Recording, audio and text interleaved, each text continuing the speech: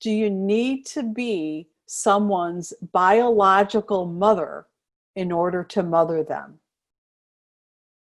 Do you need to be a biological mother in order to be a mother to another?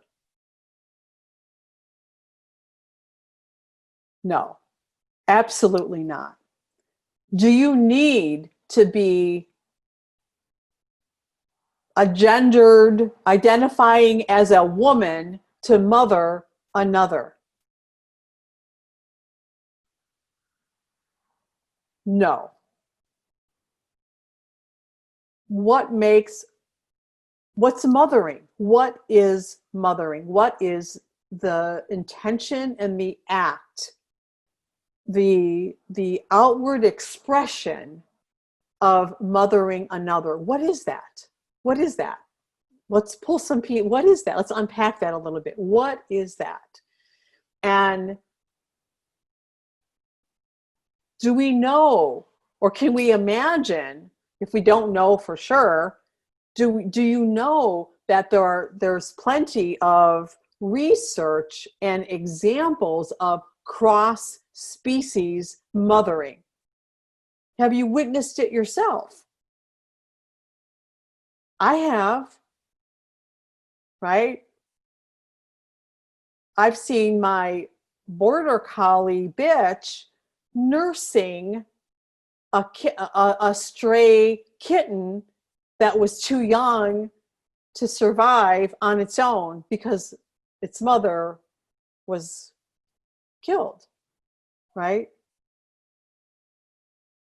We've seen it, right? We've seen cross-species mothering that had nothing to do with language barriers. It had nothing to do with us, the species. It had nothing to do with gender identification, right?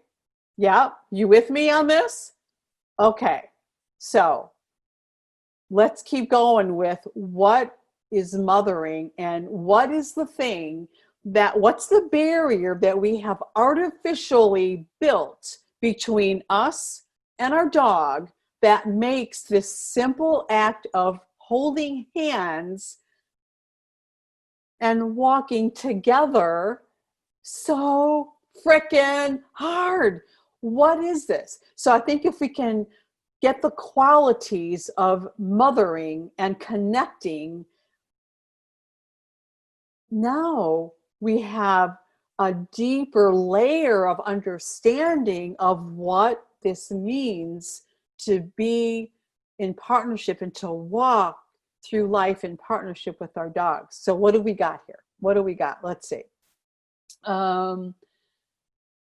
Caring, acceptance, loving, nurturing, supporting, leading in a safe way, being for them, being there for them, kindness, instinct, caring deeply, loving unconditionally, acceptance, love, nurturing, keeping safe, providing for needs, loving, caring, nurturing, being a good role model, respecting them. Mothering comes from within, having that nurturing feeling, unconditional love, guiding, protecting, trusting, yes, caring and protecting, respecting, humor, yes, yes, yes, yes, right? So all of that. Someone, let's see who it was, Penny,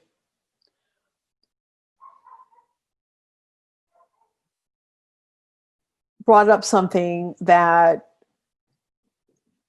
I think is key. So key. And it's one of the points I really wanted to share with you today, that mothering, I'm quoting Penny here, reading, mothering comes from within.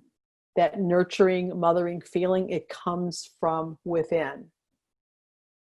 Yes, it does. And so does that nurturing, loving, unconditional, loving, nurturing drive, that feeling that we have, is it contingent? Is it ever contingent on the behavior of the child? in its purest, most natural, organic form, is mothering. That feeling that comes from within. Is it contingent upon that child's behavior? And if it is, when it is, because sometimes it is, right? Not all mothering is created equal. When it is, where is that coming from, right? When it is conditional, where is that coming from, so that we can see the contrast, right? So like, no, like in its natural form, mothering and love and nurturing and taking care of another and collaborating with another for mutual thriving is not contingent upon behavior. No, it's not. And what is training? What is reward-based training? What is it? What is it? It's conditional, right? It's conditional. I will love you. I will praise you. I will give you a cookie. I will tell you that you're a good boy if you comply with my idea of what your behavior is supposed to look like. What does that communicate to our dogs? What is it? What is the message? Now, I get it. We don't mean to send that message out. Like, that's not in our heart. That's not our intention. So like there's no judgment here. Like, you know what I mean? I get it. We are not intending to send out that message, but what is the message that nonetheless our dog is receiving? What's the message that they're receiving? That we're manipulating them, that you're not good enough, that we're the boss, not the partner, that I'll love you if you do what I want, right? Carrot and stick bribery, right? I'll love you if you do this for me. Are these the things? This is what keeps therapists in business, right? This is what keeps the couches warmed up, right? We don't want it. That's not us. That's not what we're about. That's not who we are, right? That's not who BPs are. Now,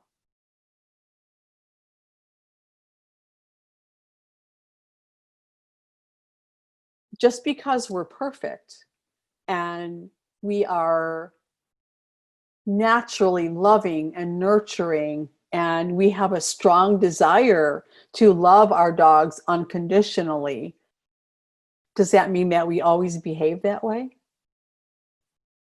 No, right? Of course not, right? Of course not. Because we're human. And we have stories, right? We have old stories. We have limiting beliefs. We have cultural conditioning. We have all the things that we listed out earlier, right? And so all those things that we have, that we carry around with us, stand in between us experiencing that holding that child's hand and having that connected experience, right? Does that make sense? And so what do we do? What do we do, right?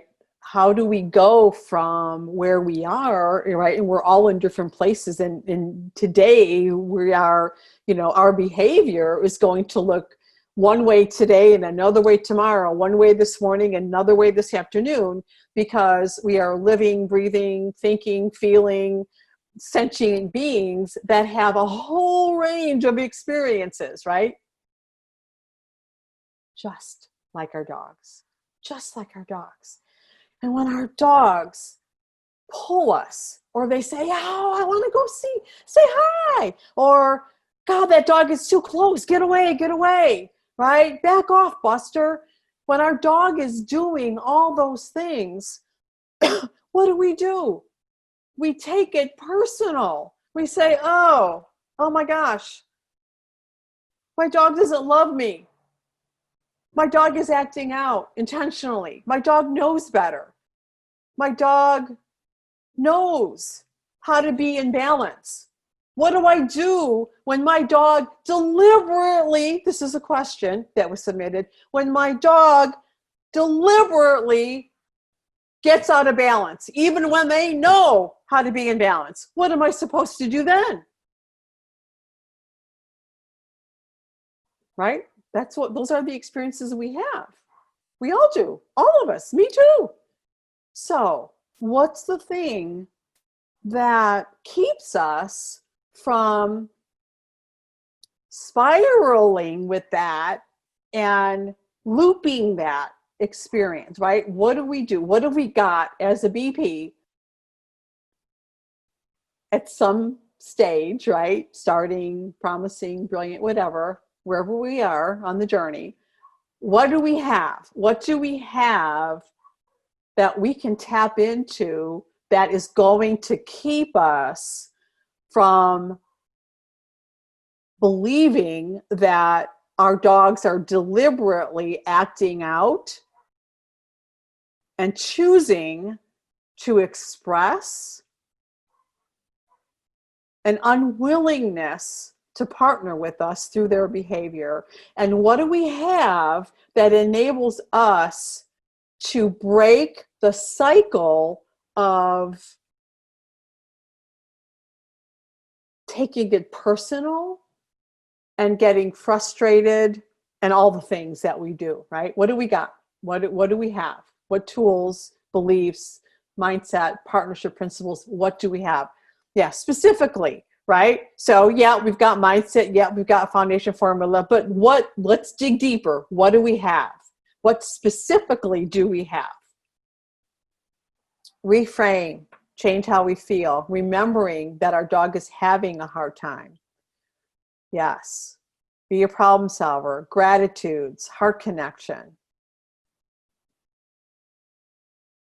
So if we have these things, and I know you'll keep going, if we have these things, what keeps us in the moment from employing them? What is it? What's the thing that keeps us from remembering and stepping out onto that stage in that moment when we're taking our dog out of the car and walking toward the treat shop? What's the thing that keeps us from doing what we have been rehearsing for? What's the thing, and this is maybe very individual, right? What's the thing for you that keeps you from saying, I love you. I want to get there too. Let's do this together. Hold my hand. Let's figure out how we can move together toward the same thing that we both want. And to be kind and loving and mothering and nurturing. What's the thing that keeps us from doing that in the moment? It's the thing that keeps you from doing it. Habit, being a victim, old tape, old stories, distraction, impatience, fear, feeling like a failure, old habits, other life happening, stress, right? Filled buckets, goal-oriented, quick trigger, irritation, right? All the things. I mean, there's no right or wrong. I mean, this is just it's our experience, right? What do we have? What have you had yourself personally? What are one of our partnership principles that you have been able to employ in that moment of frustration or distraction or trying to please someone else or forgetting not to be goal-oriented or feeling like a failure, having those old stories trigger you, right?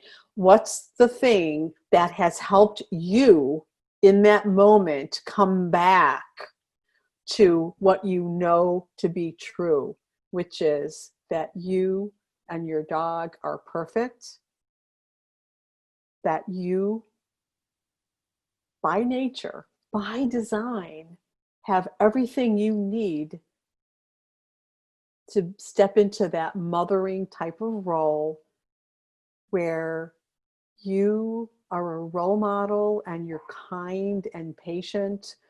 And even if you go off, that path, even if you have a meltdown, even if you get impatient, even if you get angry, even if you forget, right? That you know you have a mechanism that brings you back to that. What is that for you? What is it? Knowing that, don't you think that knowing that and getting very intimate and understanding that about yourself is going to be the thing that's going to give you the breakthrough that you need to see your dog as your dog truly is when you're trying to walk together, right? Breathing, a lot of breathing. Advocating, remembering that I'm an advocate. Gratitude, deep breath. Remembering I'm an advocate. Gratitude, breathing, mindful. I want to help my dog feel safe. Breathing, smile, pause, safe, calm, and happy. Radiate love. Step back, breathe. It's too hard. Let me help you. Breathe, ground, rebalance myself.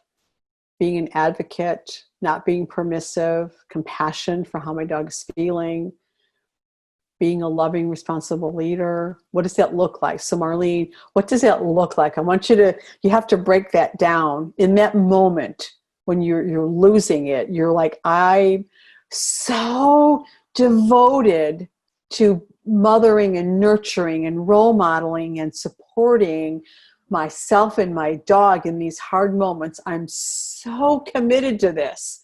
But in this moment, I feel myself getting pulled into my old habit. What does being a loving, responsible leader look like in that moment? That's too big. It's too broad. You've got to have something in that moment, okay? Chunk that down. What is that for you? And then you have lots of hints here, like, because something is going to resonate with some of the other gals. Yeah, heart connection, breathing, heart connection, breathing, smile, asking my dog for help. Yeah, these are all great strategies for coming back, right? And so I want to go back to this thing of the feeling. When that feeling, like that, recreate that feeling. You're walking with a child and you're hand in hand and you're walking together to the ice cream shop, and it's a difficult footing, and you have to hold hands because it's not a safe environment, right? That's your responsibility. And you're committed and you're devoted to staying connected with this child. And it's such a lovely experience, right? We're doing this. We are doing it. We're managing this. It's amazing.